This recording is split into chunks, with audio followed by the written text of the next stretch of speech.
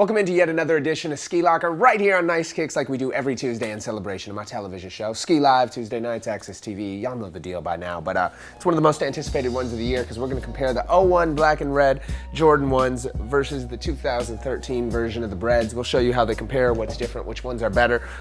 Plus, we're going to unbox some new shoes and show you them all right here. Nice Kicks, Ski Locker, let's go.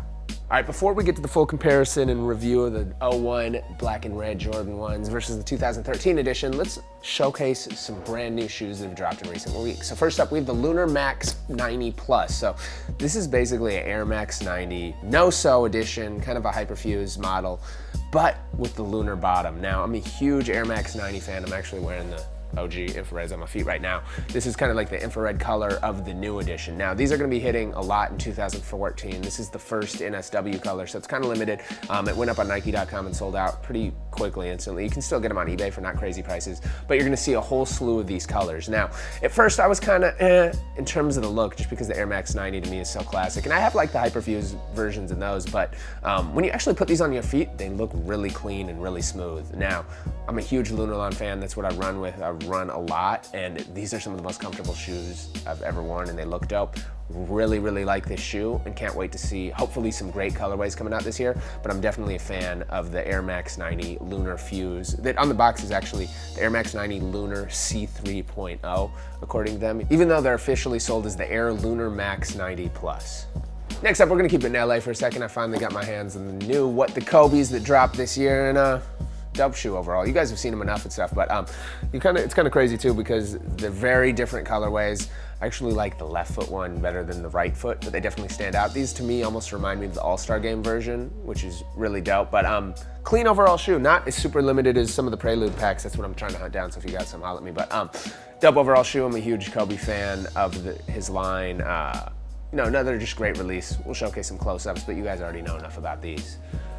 Now, in keeping with the Kobe tradition, let's get to the Nike Zoom Kobe Venomenon 4. Now, for those that don't know, overseas, Kobe comes out with a different model than what he comes out with the States usually. It's called the Zoom Kobe Venomenon, and this is the 4th edition of that model. It's finally making it over to the States. Now, this is an interesting colorway because it starts with a purple, and depending on the light, you can really see the purple, but from afar, it looks like a black, and it gradually fades from this like candy-coated purple to like a matte black to this actually lights up on the bottom. It's actually a glow-in-the-dark green, but it's very pronounced, like a glow in the dark green. So even when it's not glowing, it has that green. It's not like a clear as many of the glow in the dark ones have in the past. You also get like a maroon reddish lining with a yellow swoosh. Lots of colors that normally wouldn't go well together, but a very interesting looking shoe and pretty cool overall. People really seem to like these. They sold out pretty quick.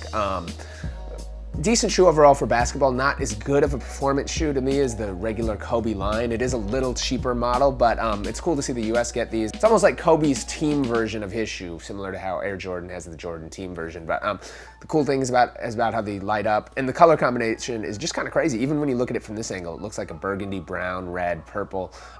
They did a really good job with the design, so that's why I really like this shoe, just because it stands out from everything else out there. Now finally, before we get to the big dog you guys have been waiting for, we have the Air Jordan 1. A lot of people have called these Gucci's. It's the high premier. Now, it's in the Christmas colors too, so it's season, even though we're in shorts because we're in LA and it's like 80 degrees, but it's all red Jordan with a dark, deep forest green on it. And the swoosh is actually suede. Now, these came out a few years ago, I think in 08, and this is the 5-year later version of it. Quality not quite as good as the 08 versions, but I do like the felt lining, and you can still find these in some stores. A lot of people have slept on them. Dope overall shoe, especially for Christmas. It's a great Christmas shoe. You get the Jordan in there, and not as hyped as the black and reds or some of the other ones. Again, it is a little higher top, but real high premium quality. Definitely recommend this shoe, especially you get the suede on the tongue. Just really clean, beautiful, and through other parts of the year, depending on what you're wearing, it doesn't really look green. It almost looks like a dark brown or black. So you can get away with it if you change the laces, in my opinion. But dope, super clean overall shoe, and definitely recommend these. Now let's get to what everybody is waiting for. So first off, we're gonna showcase the 2001 Jordan 1 black and red editions. Now, these aren't ones that I go on Fight Club or buy. I bought these back in 01. I bought like 3 pairs, I think, and I still got a couple dead stock. Now, the great thing and my favorite thing about the 01s, and the reason I bought them then is because I knew they'd be limited. How limited? Well, last year's Jordan 11 black and red holiday release, 750,000 pairs were made, about. This was only 38,000 pair now. 2011 version is going to be a lot closer to 750,000, although I don't think I'll hit that quantity, versus the 38,000 of the 01 model.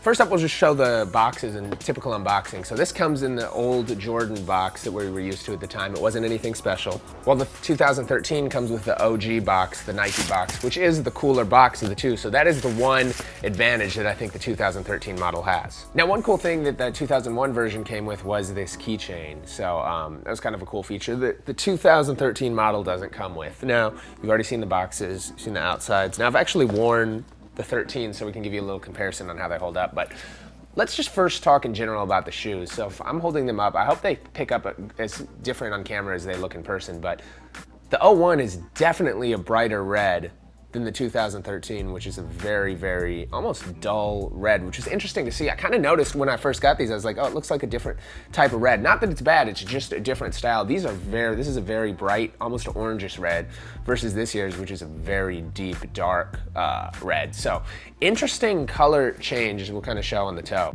Now, another small change is just the way the Nike and Jordan logos are. So in the 2013 version, the Air Jordan's actually a little bit bigger and it's more embossed versus the 2001 version, which is still embossed, but not as heavily, and it's a little smaller Air Jordan.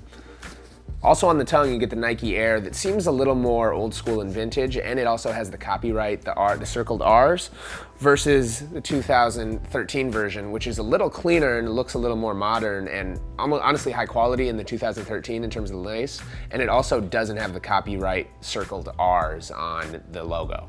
Now, in terms of quality, I was a little disappointed with the 13, to tell you the truth. It's still a good shoe and still gonna sell out instantly, but as you can see, I've worn it once and you can already see it starting to crease, especially around here. The leather just doesn't seem as high as quality. As you can see, the 2001, the shoe's, 12 years old, and it's held up, actually a little over 12 years old. And it's held up remarkably well, very little yellowing, you can barely notice it.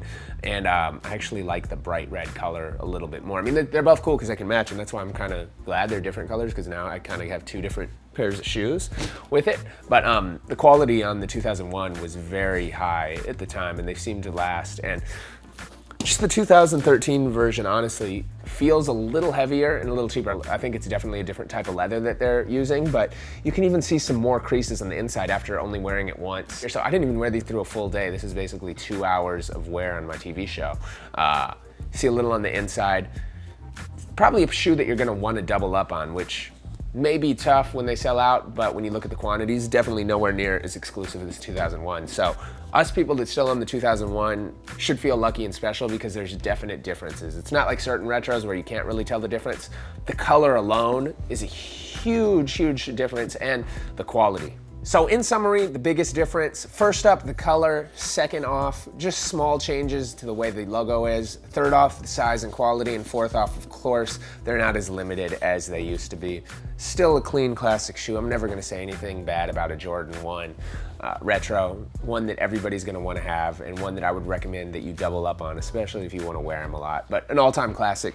Tune in for much, much more each week like we do on Nice Kicks. I hope y'all have a happy holiday season. We might come back with one more special Skee Locker before the holidays, and tune in tonight, because on Skee Live, we're gonna do a whole Christmas Nike special, so you'll see these ugly sweater Christmas Dunk SBs, plus much, much more. The best music and cultural show on television, Skee Live Tuesday nights. Happy holidays, and hopefully we clarified your purchase decision on the brand new Jordan 1s that drop right after Christmas.